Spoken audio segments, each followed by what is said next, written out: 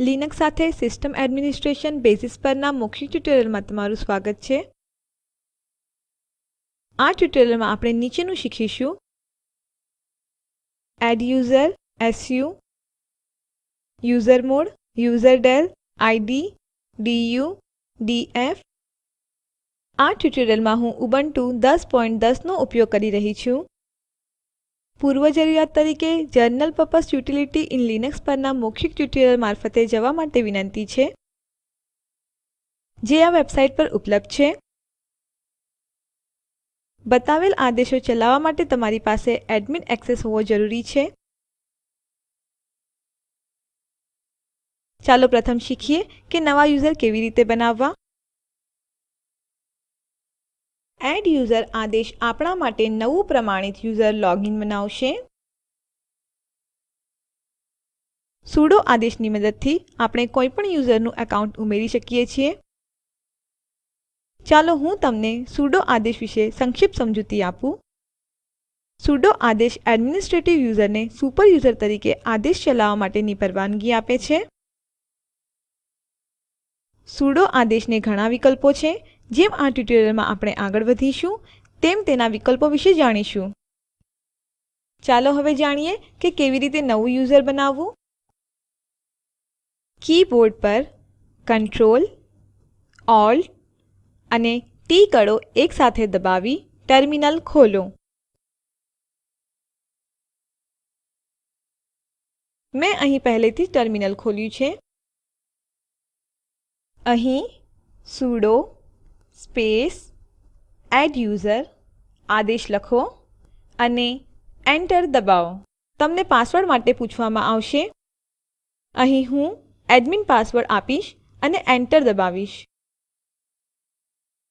Terminal પર લખેલ password દૃશ્યમાન નથી, તેથી આપણે પાસવર્ડ કાળજીપૂર્વક લખવું પડશે. તે થયા બાદ adduser: only one or two names allowed સંદેશ પ્રદર્શિત થાય છે. તેથી ચાલો ડક નામનું એક નવું યુઝર એકાઉન્ટ બનાવીએ. આદેશ લખો sudo space adduser space duck અને એન્ટર કી દબાવો. આપણે ડક નામનું એક નવું યુઝર બનાવી લીધું છે. નવા યુઝર બનાવવાની પ્રક્રિયામાં તે યુઝર માટે એક અલગ હોમ ડિરેક્ટરી પણ બનાવવામાં આવે છે. નોંધ લો કે આપણને યુઝર ડક માટે એક નવો પાસવર્ડ પૂછવામાં આવે છે. તમારા પસંદગીનો પાસવર્ડ દાખલ કરો.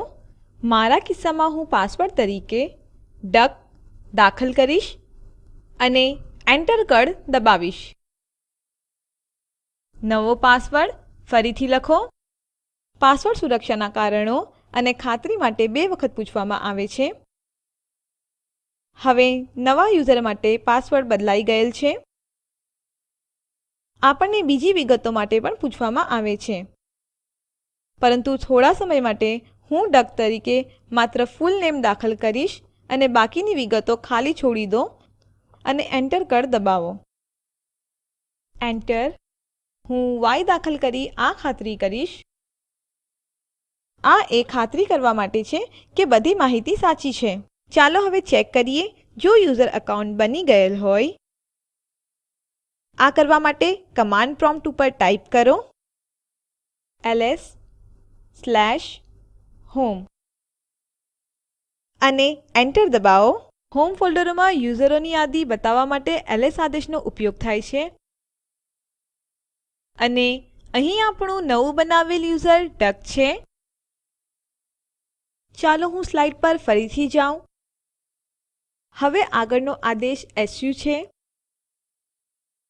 su નો મતલબ સ્વિચ યુઝર છે.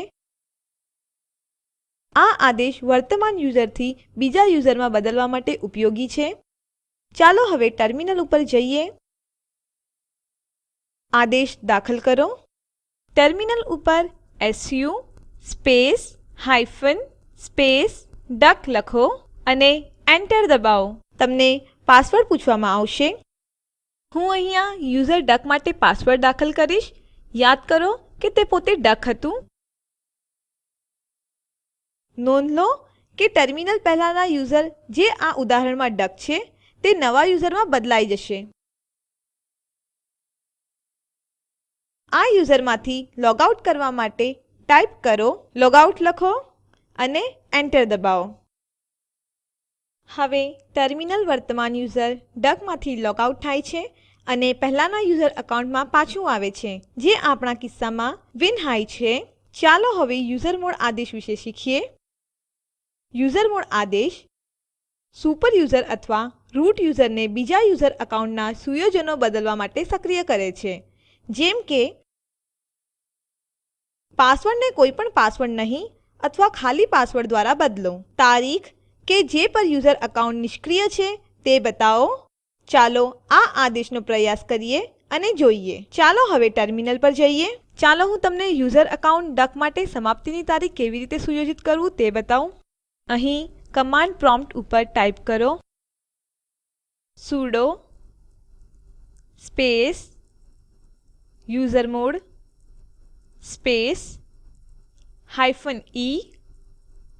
સ્પેસ 2012 -12 -27 સ્પેસ ડક અને એન્ટર દબાવો. યુઝર એકાઉન્ટની સમાપ્તિ તારીખ અહીં આદેશમાં દર્શાવ્યા પ્રમાણે -e વિકલ્પની મદદથી સુયોજિત થયેલ છે. હવે તમે યુઝર એકાઉન્ટ ડક માટે સમાપ્તિ તારીખ સુયોજિત કરો. ચાલો હવે uid અને gid આદેશો વિશે ચર્ચા કરીએ. id કમાન્ડ બધા યુઝરો અને ગ્રુપોને ઓળખ ચકાસવા માટે ઉપયોગ થાય છે. યુઝરોની ઓળખ વિશે જાણવા માટે આપણે id સ્પેસ -u વાપરીશું. ગ્રુપ યુઝરની ઓળખ વિશે જાણવા માટે id સ્પેસ -g છે. હવે ચાલો આ ઉપર કામ કરીએ. ટર્મિનલ પર ચાલો ટાઇપ કરીએ id અને એન્ટર દબાવો. હવે આપણે વાપરી રહ્યા છીએ તે સિસ્ટમ ઉપર યુઝર id અને ગ્રુપ id જોઈ શકીએ છીએ. માત્ર યુઝર id મેળવવા માટે આપણે -u વિકલ્પ ઉપયોગમાં લઈશું. ચાલો આદેશ લખીએ id સ્પેસ -u અને એન્ટર દબાવો. હવે આપણે યુઝરની માત્ર id જ જોઈ શકીએ છીએ, પરંતુ જો આપણે યુઝરોના નામ જાણવાની જરૂર હોય તો શું? id space -n space -u અહીં ટર્મિનલ ઉપર એન્ટર દબાવો. હવે આપણે તેમના id ને બદલે યુઝરોના નામ જોઈ શકીએ છીએ. ચાલો હવે ગ્રુપ id માટેના આદેશો શીખીએ. ચાલો લખીએ id સ્પેસ -g. અહીં આપણે ગ્રુપ IDs જોઈ શકીએ છીએ. જો આપણે બધા વર્તમાન યુઝરોની ગ્રુપ id જોવી હોય તો ટાઇપ કરો id સ્પેસ -G અને એન્ટર દબાવો. નોંધ લો કે મેં કેપિટલ અક્ષરમાં G ટાઇપ કર્યો છે. તમારા માટેના પરિણામ જુઓ. હવે ચાલો શીખીએ કે યુઝર એકાઉન્ટ કેવી રીતે રદ કરવું. આ માટે આપણે યુઝરડેલ આદેશ વાપરીશું. આપણે યુઝરડેલ આદેશની મદદથી યુઝરનું એકાઉન્ટ કાયમ માટે રદ કરી શકીએ છીએ. ચાલો ટર્મિનલ પર આ પ્રયાસ કરીએ. અહીં ટાઇપ કરો sudo space userdel space -r space duck. મેં -r વિકલ્પનો ઉપયોગ કર્યો છે. આ યુઝરને તેની હોમ ડિરેક્ટરી સાથે રદ કરે છે.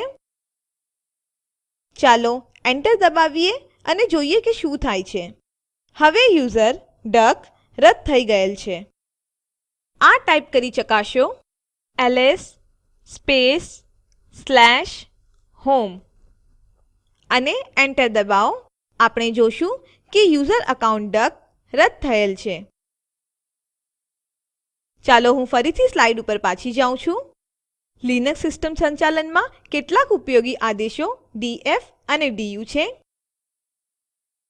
df આદેશ ડિસ્ક ઉપર ઉપલબ્ધ ખાલી જગ્યા પર રિપોર્ટ આપે છે અને du આદેશ કેટલી જગ્યા ફાઇલે લીધેલી છે તે પર રિપોર્ટ આપે છે. આ બે આદેશોનો પ્રયાસ કરો અને અસાઇનમેન્ટ તરીકે તમારી જાતે આઉટપુટ શોધો. ચાલો ટર્મિનલ ઉપર જઈએ. હું તમને df આદેશ સાથે વપરાતા અમુક મદદરૂપ વિકલ્પો બતાવીશ. ટાઈપ કરો df સ્પેસ -h અને એન્ટર કળ દબાવો. અહીં તે ફાઇલ સિસ્ટમનું માપ બતાવે છે અને જગ્યા જે વપરાયેલ છે તે માઉન્ટ થયેલ જગ્યા પણ માનવ વાંચનીય બંધારણમાં બતાવે છે.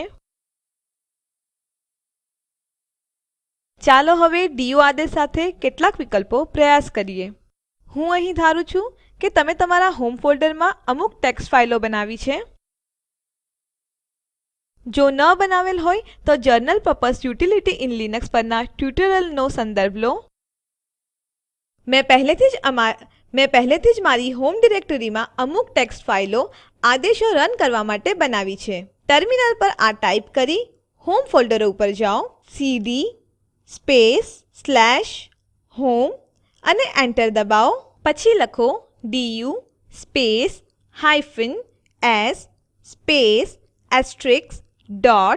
*txt અને એન્ટર દબાવો. આ આદેશ તમને ડિરેક્ટરીમાં ઉપલબ્ધ txt ફાઇલોનો રિપોર્ટ તેના કદ સાથે આપશે.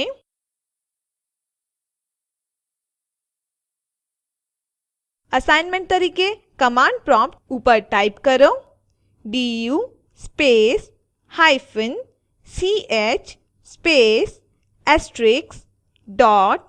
*txt અને જુઓ શું થાય છે. ચાલો હું ફરીથી સ્લાઇડ પર પાછી જાઉં. સારાંશ માટે આપણે શીખ્યા. નવો યુઝર બનાવવા માટે adduser આદેશ. એક યુઝરથી અન્ય યુઝર ઉપર ફેરબદલ કરવા માટે su આદેશ. યુઝર એકાઉન્ટ સુયોજનો બદલવા માટે usermod આદેશ. યુઝર એકાઉન્ટ રદ કરવા માટે userdel આદેશ. યુઝર ID અને ગ્રુપ ID વિશે માહિતી જાણવા માટે id આદેશ. ફાઇલ સિસ્ટમનું માપ અને તેની ઉપલબ્ધતા ચકાસવા માટે df આદેશ. ફાઇલ દ્વારા લીધેલ જગ્યા ચકાસવા માટે du આદેશ. અહીં સિસ્ટમ સંચાલન બેઝિક ઉપરનું આ ટ્યુટોરીયલ સમાપ્ત થાય છે. આ URL પર ઉપલબ્ધ વિડીયો સ્પોકન ટ્યુટોરિયલ યોજના માટે સારાંશ આપે છે. જો તમારી પાસે સારી બેન્ડવિડ્થ ન હોય તો તમે તે ડાઉનલોડ કરી તે જોઈ શકો છો. સ્પોકન ટ્યુટોરિયલ જૂથ સ્પોકન ટ્યુટોરિયલોની મદદથી વર્કશોપ આયોજિત કરે છે. જે લોકો ઓનલાઈન પરીક્ષા પાસ કરે છે તેમને પ્રમાણપત્રો આપવામાં આવે છે. વધુ વિગતો માટે અમને સંપર્ક કરો. સ્પોકન ટ્યુટોરિયલ યોજના ટોક ટુ અ ટીચર યોજનાનો ભાગ છે જે ICT MHRD ભારત સરકાર દ્વારા શિક્ષણ પર નેશનલ મિશન દ્વારા આધારભૂત છે. આ મિશન વિશે વધુ જાણકારી આ લિંક ઉપર ઉપલબ્ધ છે. IIT બોમ્બે તરફથી ભાષાંતર કરનાર કૃપાલી પરમાર અને રેકોર્ડિંગ કરનાર હું જ્યોતિ સોલંકી વિદાય લઉં છું. આભાર.